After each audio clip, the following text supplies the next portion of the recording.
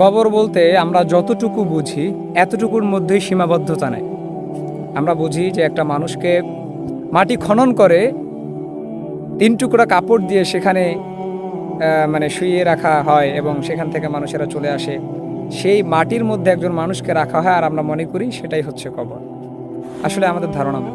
কবর এটার নাম নয়, বরঞ্চ কবরের সংজ্ঞা যদি ছোট্ট করে আমি আমার পক্ষ থেকে দেই তাহলে কবরের সংজ্ঞা হবে আপনি মরার পর থেকে শুরু করে কেয়ামত সংগঠিত হওয়া পর্যন্ত এই যে দীর্ঘ একটা সময়, এই দীর্ঘ সময়ের নাম হচ্ছে কবর।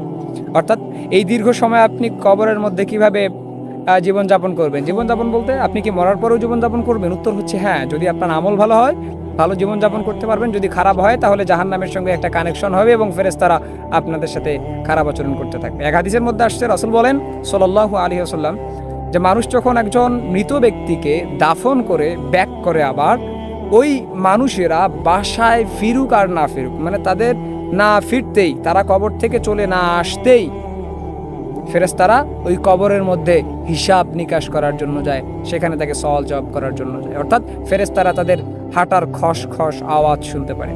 সো কবর মানে আপনি যেটা বুঝতেছেন, this is not a reality. ঠিক আছে, যেটা রিয়েলিটি সেটা হচ্ছে এই দীর্ঘ সময়টাতে আপনি কি করবেন। এখন আমার এতটুকু আপনাদের কাছে প্রশ্ন যে এই কবরের মধ্যে এই দীর্ঘ লং টাইমের মধ্যে থাকার জন্য আপনার যতটুকু করা প্রয়োজন, যে আমলগুলো করা প্রয়োজন, আই থিঙ্ক আপনাদের এই আমলগুলোর মধ্যে লিপ্ত হওয়া উচিত। নয়তো কবরের মাটি, কবর, ফেরেশতা কেউ কিন্তু আপনাদের সাথে ভালো আচরণ করবে না। ইভেন আখিরাতের ময়দানে আপনার সাথে ভালো আচরণ করা হবে। আমার মনে হয় যে আপনাদেরকে আমি বোঝাতে পারছি যে কবর কী জিনিস। সো বিস্তারিত আর বয়ান করলাম না, এর থেকে বুঝে নেন এবং ভালো কিছুর দিকে আকৃষ্ট হন।